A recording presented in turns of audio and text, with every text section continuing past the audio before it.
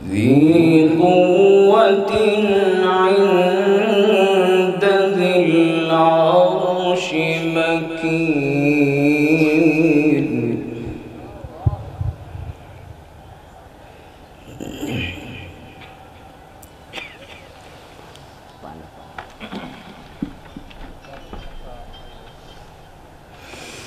ذي قوة عند ذي العرش مكين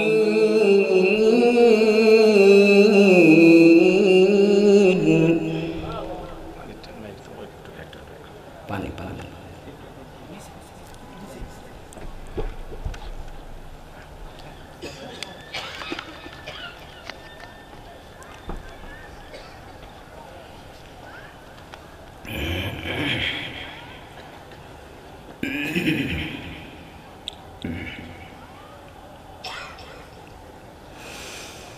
بسم الله الرحمن الرحيم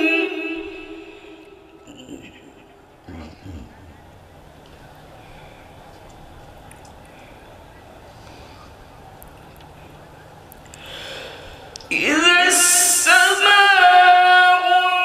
انفطرت وإذا الكواكب انتثرت وإذا البحار فجرت وإذا القبور بعثرت علمت نفس ما قدمت وأخرت يا أيها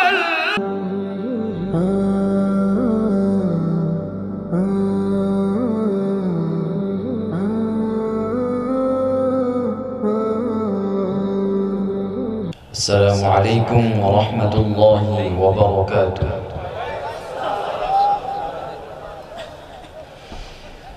মাইকটা একটু সেটিং করে নি হ্যাঁ একটু সাউন্ড বাড়ান একটু ইকোটা আপনারা ক্লান্ত হয়ে গিয়েছেন সালামের উত্তর বলতেছে আপনারা ক্লান্ত হয়েছে সালামের উত্তরটা কি একটু জোরে নেওয়া যাবে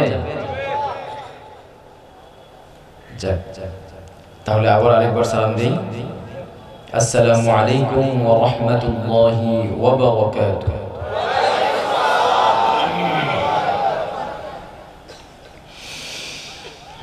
أعوذ بالله من الشيطان الرجيم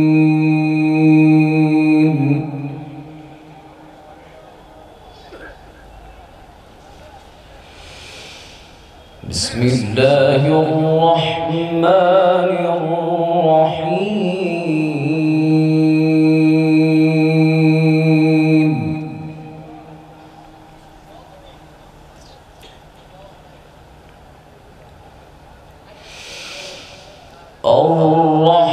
الرحمن علم القرآن خلق الإنسان علمه البيان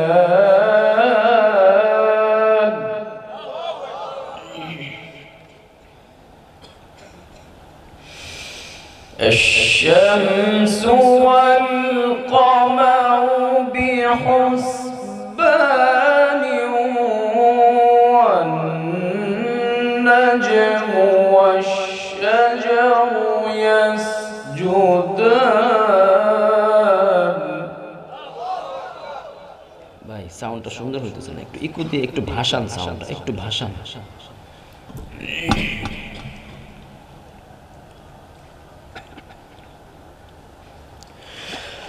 بسم الله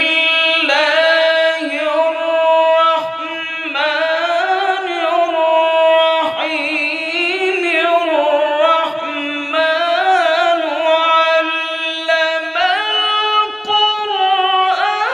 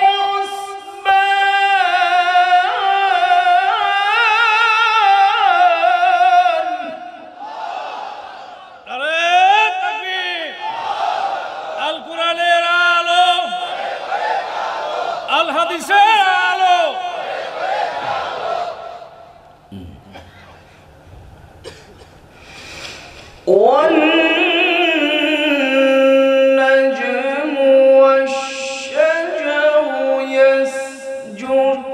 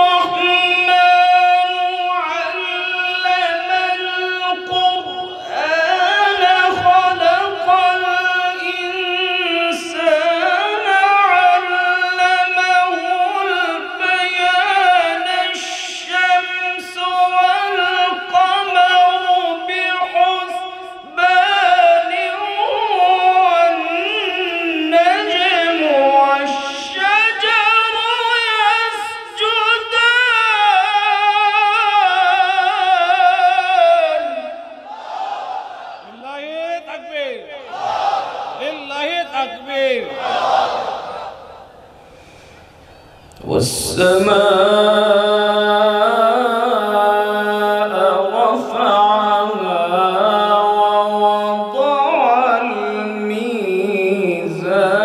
الميزان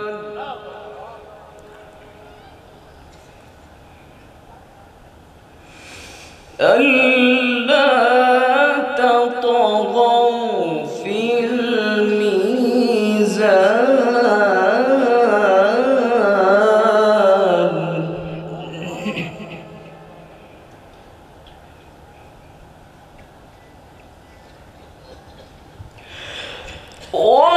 وأقيموا الوزن بالقسط ولا تخسروا الميزان والأرض وضعها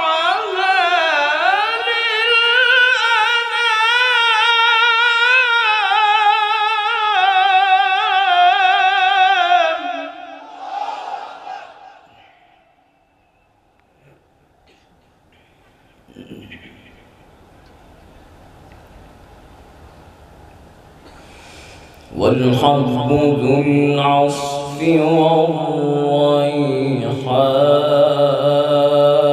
والريحان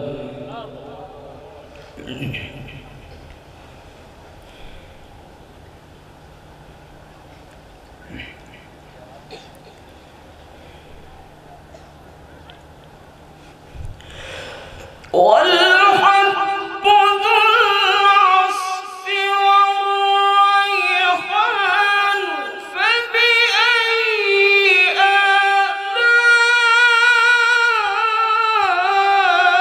آلاء ربكما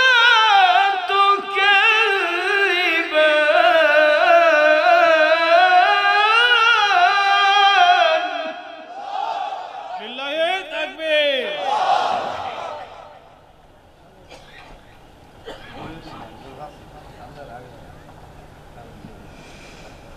بسم الله الرحمن الرحيم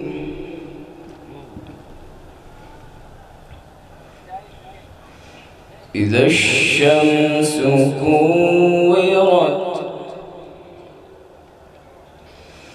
وإذا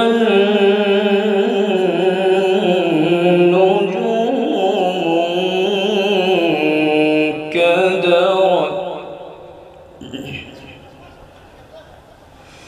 وإذا الجبال سيرت وإذا العشار عطلت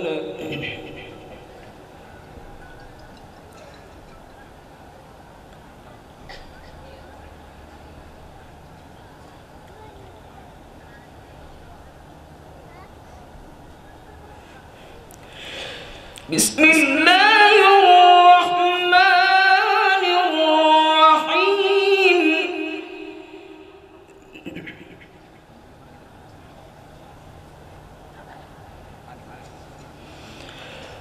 إذا الشمس كورت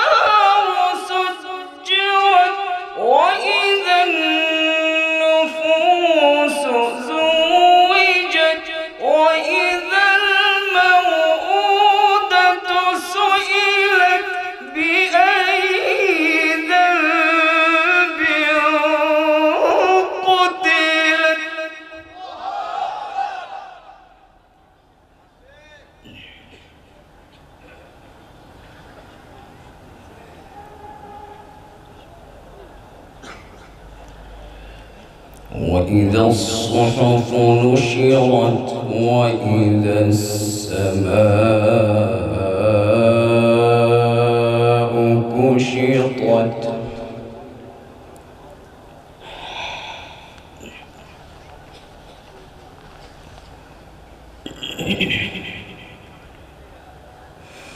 وإذا الجحيم سعرت وإذا الجنة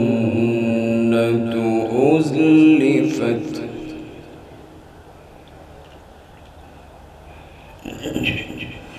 علمت نفس ما أحضرت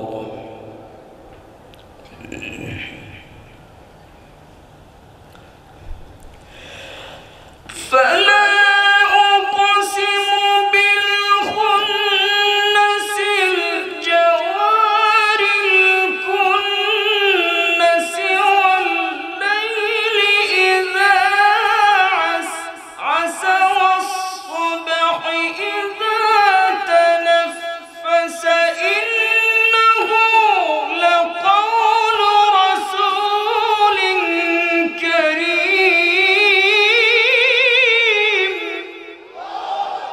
لله تكبير.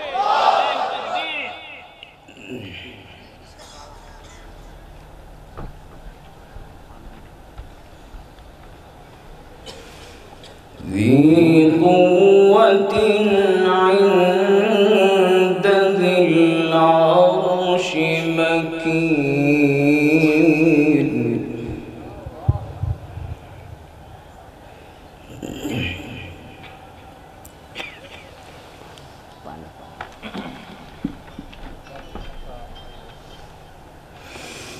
ذي قوة عند ذي العرش مكين.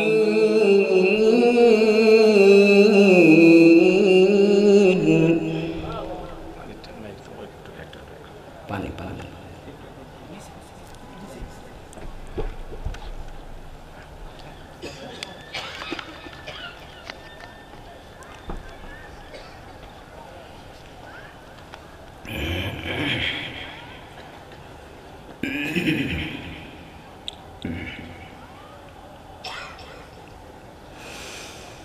بسم الله الرحمن الرحيم.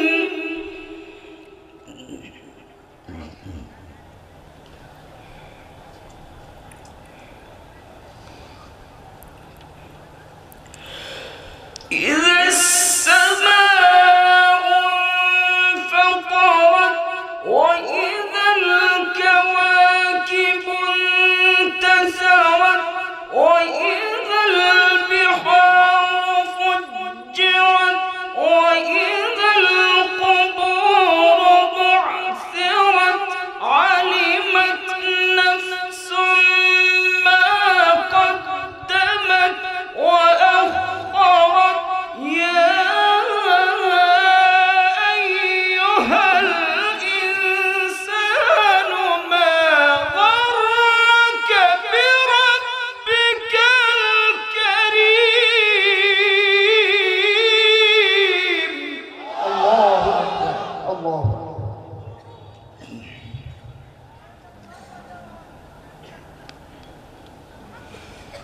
الذي خلقك فسواك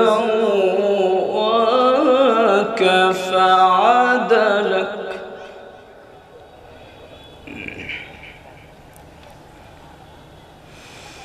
في أي صورة ما شاء ركبك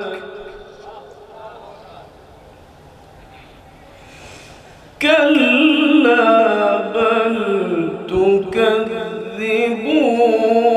بالدين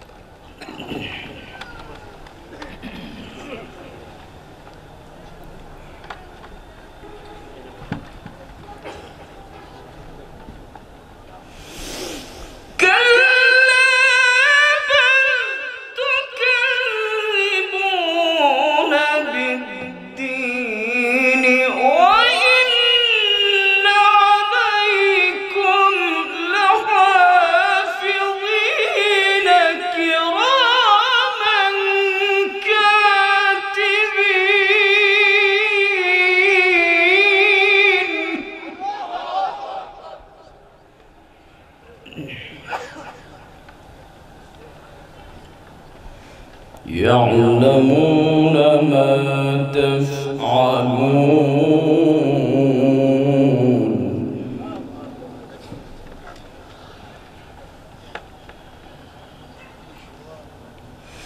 إن الأبرار لفي نعيم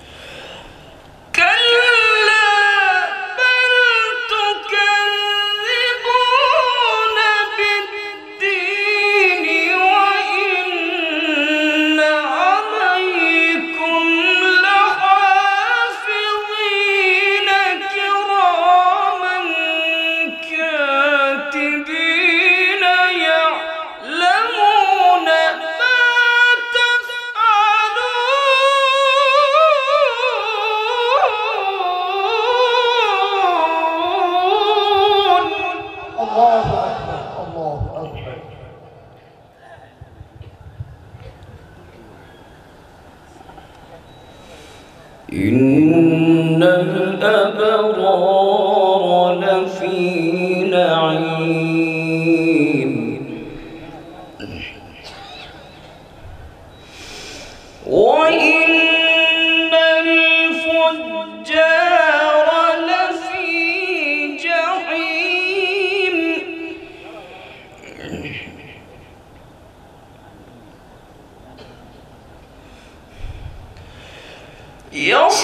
يصلونها يوم الدين وما هم عنها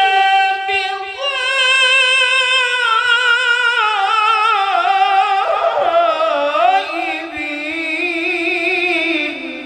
الله أكبر ما شاء الله. الله أكبر كبيرا. وما أدراك ما يوم الدين. الله أكبر.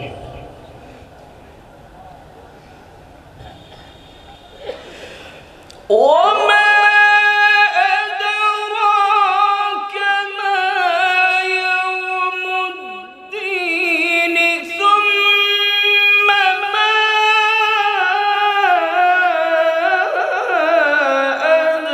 أدراك ما يوم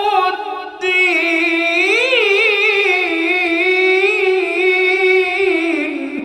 الله أكبر. الله أكبر ما شاء الله. الله أكبر كبيرا. يوم لا تملك نفس لنفس شيئا.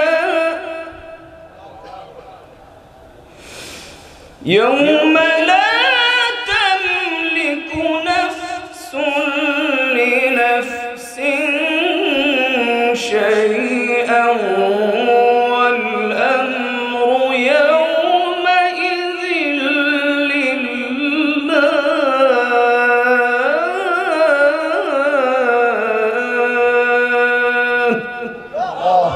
صدق الله العظيم. ما شاء الله. সকলে বলি আলহামদুলিল্লাহ। আলহামদুলিল্লাহ। আরো মোহাব্বতের সাথে বলি আলহামদুলিল্লাহ। আলহামদুলিল্লাহ। আপনাদের কাছে মাহফিল কেমন লাগছে? আমি আসার আগে আয়োজক যারা আছেন তারা বলতেছিল যে হুজুর আপনার তেলাওয়াত শোনার জন্য অনেকে অপেক্ষা করতেছে। আমি জানি এই এলাকার লোক আমার কেউ চিনেই না। আপনারা কি আমাকে চিনেন? কিভাবে চিনেন? আপনারা কি ভাঙ্গাহাটির মাহফিলে ছিলেন? কে কে ছিলেন হাত দেখান তো একটু। মাশাআল্লাহ মাশাআল্লাহ, যাক আলহামদুলিল্লাহ। তাহলে সাধারণত গ্রামগঞ্জের মানুষ বা শহরের বাইরে, যারা ঢাকার শহরের বাইরের মানুষ, তারা ওয়াজ শুনে অভ্যস্ত, ঠিক না? এই ধরনের কোরআন তেলাওয়াত সাধারণত গ্রামগঞ্জে হয় না, হয় আয়োজন হয়। তো আলহামদুলিল্লাহ, আমার ধারণা এই আয়োজনটা করে আমরা মানুষের চিন্তাটাকে চেঞ্জ করতে পারছি নাকি? মানুষের রুচিটাকে কিছুটা রুচির মধ্যে নতুনত্ব দিতে পারছি না? আলহামদুলিল্লাহ। আপনারা দোয়া করবেন এবং এই যে কোরআনের প্রতি আপনাদের ভালোবাসা, মায়া, মহব্বত তৈরি হয়েছে, এটা ইনশাআল্লাহ অটুট থাকুক কিয়ামত পর্যন্ত। আমরা কোরআনুল কারীম তেলাওয়াত করব কারীরা, আর হুজুর আছেন আমাদের খতিব সাহেব, আপনারা তো সকলেই চিনেন, অত্যন্ত সুনামধন্য আপনাদের অঞ্চলের যারা ওনার মতো বড় বড় আলেম আছেন, ওনারা এটা ব্যাখ্যা করে আপনাদেরকে কি করবে, শোনায় দিবে। তাহলে গোশতও থাকলো, মাছও থাকলো খাবারের মধ্যে। আপনারা কি শুধু গোশত দিয়েই খান নাকি মাছ দিয়েও খান? আবার সালাদও লাগে একটু, আবার ডাউলও লাগে, ঠিক না?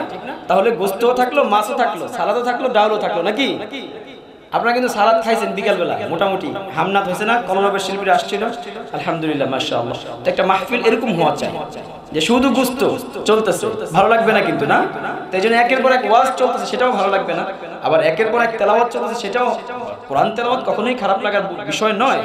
তারপরে অনেক সময় কি এটার অর্থ ব্যাখ্যা জানতে ইচ্ছে করে আমাদের, ঠিক না? এই জন্য আমাদের খতিব সাহেব হুজুররা আছেন, ওনারা আপনাদেরকে অর্থ ব্যাখ্যা বিশ্লেষণ করে বুঝাবেন।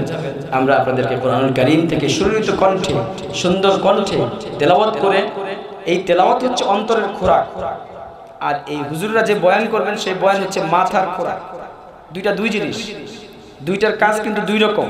এটা আমাদের বুঝতে হবে যে ওয়াজের কাজ কি আর তেলাওয়াতের কাজ কি। তেলাওয়াত অন্তরকে শীতল করে দেয়। আমি আমি ভুল বলছি? এই যে সুরিত কণ্ঠের তেলাওয়াত আমাদের অন্তরকে কি করে, শীতল করে।